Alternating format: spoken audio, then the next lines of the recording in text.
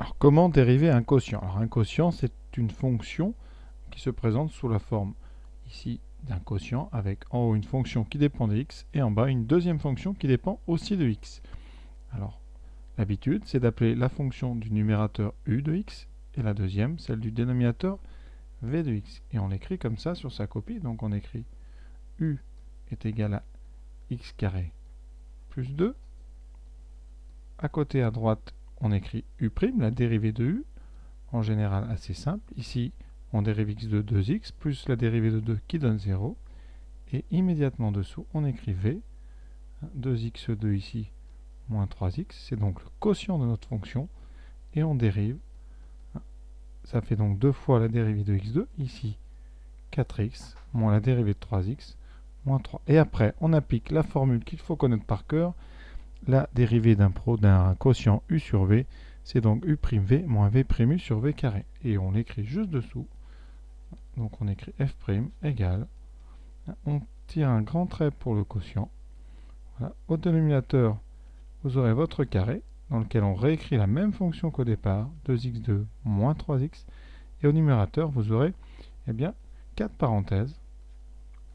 La première u', la deuxième v, moins deux autres parenthèses, v' et u. Et au niveau de votre présentation, vous aurez la première diagonale ici, donc numéro 1.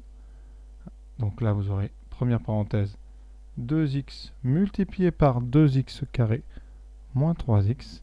Et en deuxième, ici, je vais écrire ça en orange, vous aurez donc votre deuxième diagonale, donc uv' ou v'u, c'est-à-dire 4x moins 3 multiplié par x carré plus 2. Il vous reste ensuite à développer le numérateur.